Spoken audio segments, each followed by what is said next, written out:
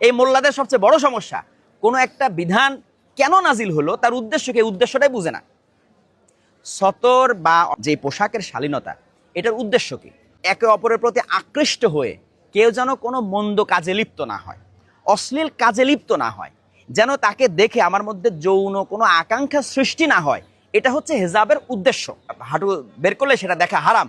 তাহলে আমার প্রশ্ন, আপনি ফেসবুক চালাচ্ছেন কিভাবে? আপনি রাস্তায় বের হন কিভাবে?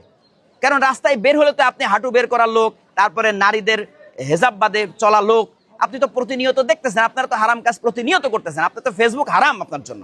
তাহলে ফেসবুকে এসে যে আমার কমেন্ট করতেছেন, তো ফেসবুকে আপনার জন্য হারাম। এই যে আপনারা একদিকে কঠিন একটা হেজাব নীতি চাপাই দিতে চাচ্ছেন, আর অন্যদিকে নিজেরা বলাৎকারে লিপ্ত হচ্ছেন। তা আপনার তো হেজাব দরকার, আপনার বাচ্চারা শিশুরা আপনাদের কাছে পড়তে যায়, ওদের পুরুষ শিশুদেরকে এখন বোরখা পরানো দরকার। কারণ আপনার তো কোনো কিছু মানতেছেন না। আপনারা বড় বড় ওয়াজ করতেছেন আর বাচ্চা শিশুদেরকে বলাৎকার করতেছেন, মানুষ থুতু করতেছে, মানুষ সিসি করতেছে, পুরা মুসলিম উম্মার একটা বদনাম হচ্ছে, একটা আলেম সম্প্রদায়ের বদনাম হচ্ছে। একদিকে বড় বড় ফতোয়া, অন্যদিকে বলাৎকার। তো আপনাদের কথার সাথে কাজের তো কোনো মিল নাই। আপনার ফতোয়া কি লোকে মানতেছে? ফতোয়া দিতেছেন একদিক থেকে, খেলা দেখা হারাম ফতোয়া দিতেছেন, আর অন্য দিক থেকে আপনি দেখেন প্রত্যেক দিন খেলার দর্শক বাড়তেছে। তাহলে আপনার ফতোয়া তো কাজে লাগলো না, কেউ তো আপনার ফতোয়া নিল না, শুনলো। আল্লাহ বলেছেন ওয়ামাল্লাম ইয়াহকুম বিমা আনজালাল্লাহু ফাউলাইকা হুমুল কাফিরুন। যারা আল্লাহর নাজিল করা বিধান দিয়ে বিচার ফয়সালা করে না, তারা কাফের। তাহলে এই জাতি কার্যত তারা কাফের হয়ে আছে, কারণ তাদের হুকুম বিধান চলে ব্রিটিশ খ্রিস্টানদের তৈরি করা হুকুম বিধান দিয়ে। এরপরে এই জাতি সুদভিত্তিক অর্থনীতির উপরে দাঁড়ায় আছে। এইগুলা নিয়ে কথা না বলে মহা গুরুত্বপূর্ণ তৌহিদ, সেটা নিয়ে কথা নাই। সুদের বিরুদ্ধে কথা নাই, কথা কি খেলা নিয়ে। ফাও একটা জিনিস নিয়ে আপনারা ফতোয়াবাজি করতেছেন। আপনার ভালো লাগে না, খেলা দেখেন না, এটা নিয়ে তো এত কথা বলার কিছু নাই। এই যে বললেন সতর বের হয়ে যায়, আচ্ছা যে সতর বের করতেছে ও কি মুসলমান? ওরা তো খ্রিস্টান, তো ওর কাছে সতর কি? তাহলে সে যে সতর বের করতেছে এটা তো তার বিধান না, এটা তো তার জন্য কোনো বিষয় না। আচ্ছা ঠিক আছে, আপনি বলতে পারেন সতর বের করতেছে এটা তার ব্যাপার, কিন্তু সতর বের করার পরে সেটা দেখাটা হারাম। আচ্ছা আল্লাহ কি বলছেন যে ওটা দেখা হারাম? এই যে বাড়াবাড়ি করতে করতে কোথায় নিয়ে গেছে। আল্লাহ হিজাবের বিধান কেন দিয়েছেন? কোনো একটার উদ্দেশ্য। এই মোল্লাদের সবচেয়ে বড় সমস্যা, কোনো একটা বিধান কেন নাজিল হলো তার উদ্দেশ্যকে উদ্দেশ্যটাই বুঝে না। সতর বা অর্থাৎ যেটা শালীনতা, যে পোশাকের শালীনতা, এটার উদ্দেশ্য কি?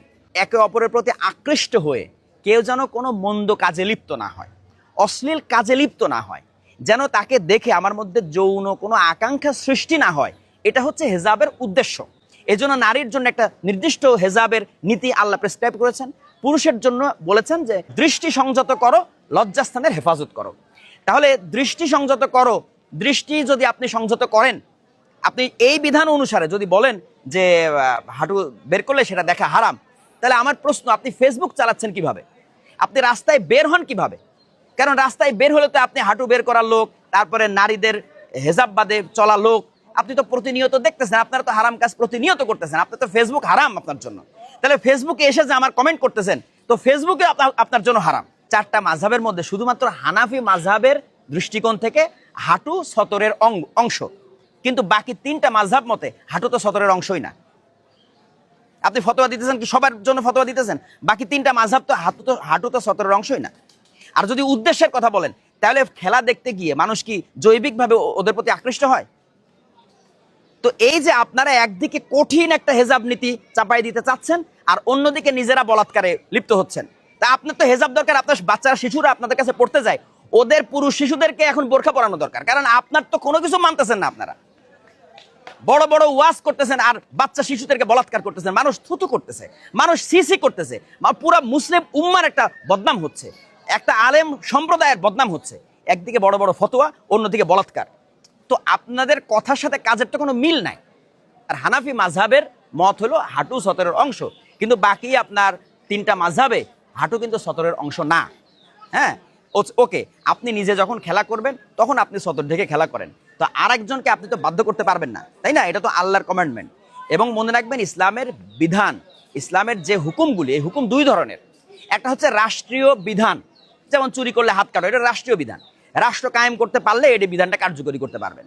আর আরেকটা হচ্ছে আল্লাহ মোমেনদেরকে বলেছেন, এটা প্রত্যেকের নিজেদের অভিরুচির ব্যাপার, সে নিজে মানবে আল্লাহর অনুসারে, হুকুম অনুসারে। তাহলে মানুষকে আল্লাহর হুকুমটুকু বলেন, বানোয়াট বেশি বাড়াবাড়ি করে হুকুম দেওয়ার দরকার নাই। এবার আসেন, আপনার ফতোয়া কি লোকে মানতেছে? ফতোয়া দিতেছেন একদিক থেকে আপনার খেলা দেখা হারাম ফতোয়া দিতেছেন, আর অন্য দিক থেকে আপনি দেখেন প্রত্যেক দিন খেলার দর্শক বাড়তেছে, তাহলে আপনার ফতোয়া তো কাজে লাগলো না, কেউ তো আপনার ফতোয়া নিল না, শুনলো না। আপনি বলতে পারেন শুনুক না শুনুক আপনার দায়িত্ব, আপনি পালন করতেছেন। দায়িত্ব এখন এটা না।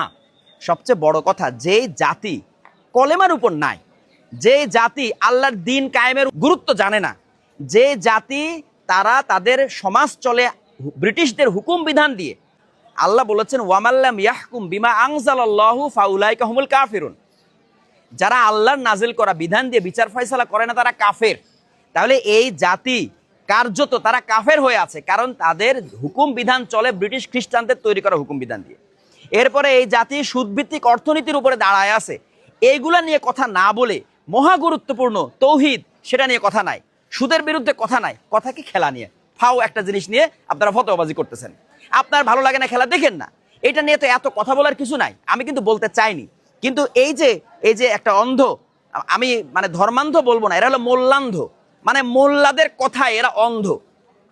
তো এই অন্ধদের কারণে আমাকে এই কথাগুলা বলতে হচ্ছে। এই মুহূর্তে আলেমদের করণীয় হচ্ছে যে এখন মানুষ তৌহিদে নাই, মানুষ আল্লাহর হুকুম বিধান মানার গুরুত্বই জানে না, তাদেরকে আগে এটা শিক্ষা দেন, তাদেরকে আগে তৌহিদের উপর ঐক্যবদ্ধ করেন, এই ছোটখাটো বিষয় নিয়ে ফতোয়াবাজি আপাতত বন্ধ করেন।